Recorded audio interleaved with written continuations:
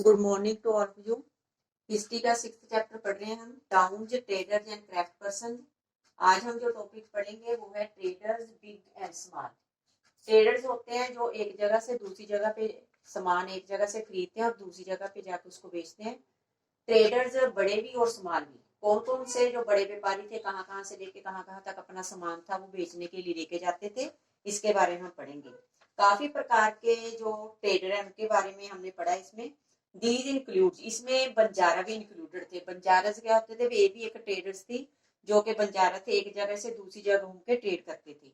Several traders, specially hostage, several traders थे, जैसे खास तौर पे इनमें होस्ट ट्रेडर्स का नाम आया। होस्टेज क्या थे, एक प्रकार की उन्होंने एसोसिएशन तैयार कर ली थी। एक उसका एक हेडमैन होता था जो उनके लिए सभी रूल एंड रेगुलेशन बनाता था।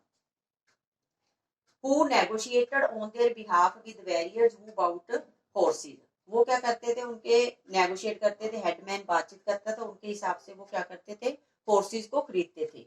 Since traders had to pass through many kingdoms and forest, क्योंकि जो ट्रेडर्स थे जब व्यापार करने के लिए जाते थे उनको काफी किंगडम के बीच में से और फॉरेस्ट जंगलों के बीच में से निकलना पड़ता था।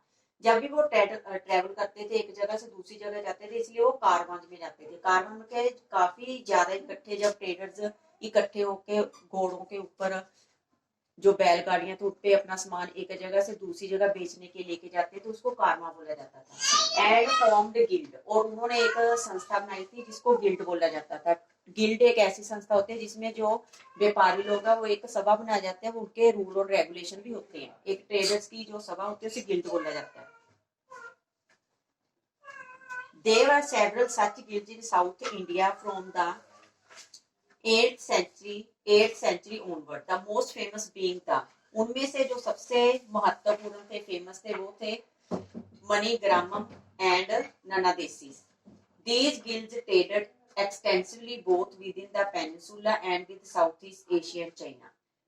इस प्रकार की जो गिल्ड की सभा थी, ट्रेड करते थे बहुत ज्यादा दोनों एरियाज में, पेनिनसुला में भी और साउथ ईस्ट एशिया और चाइना के साथ. There were also communities like the Chatiyars and the Marwari Oswal who went on to become the principal trading groups of the country.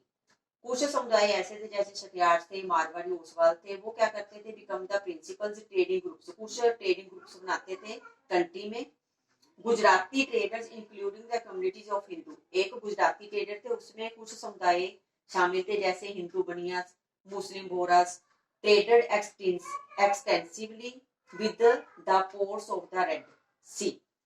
Red Sea में जो ports थी उसके जरिए काफी बहुत बड़े पत्थर पे व्यापार था वो किया जाता था. Persian gulf, east Africa, south East Asia and China, यहाँ के थ्रू व्यापार था वो किया जाता था. Persian gulf, east Africa, south East Asia and China, south East Asia में भी और चाइना में भी. यहाँ पे वो क्या करते थे, दे सोल्ड टेक्सटाइल, टेक्सटाइल होता है कपड़ा, टेक्सटाइल सोल्ड करते थे, बेचते थे. And spices in these ports, textile और स्पाइसेस का व्यापार करते थे इन पोर्ट्स के जरिए.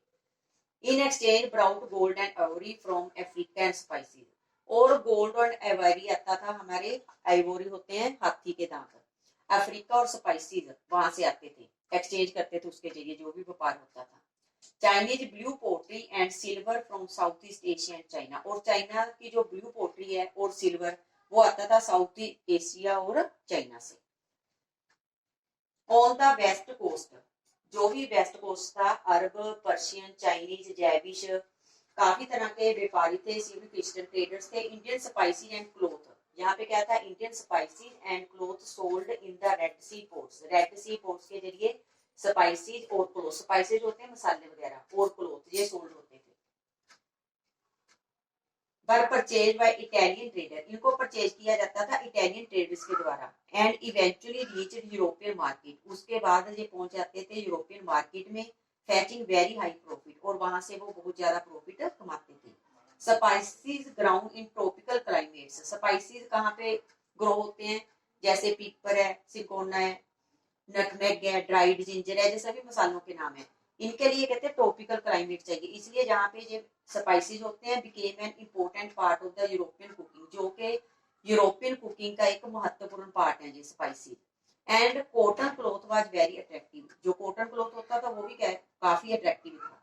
This eventually drew European traders to India, इसलिए क्या था, यूरोपियन ट्रेडर थे जो भारत में आते थे स्पाइसेस का व्यापार करने के लिए और कॉटन क्लॉथ का व्यापार करने के लिए, उनको खरीदने के लिए, चाहे कुछ चीज सोल्ड करने के लिए।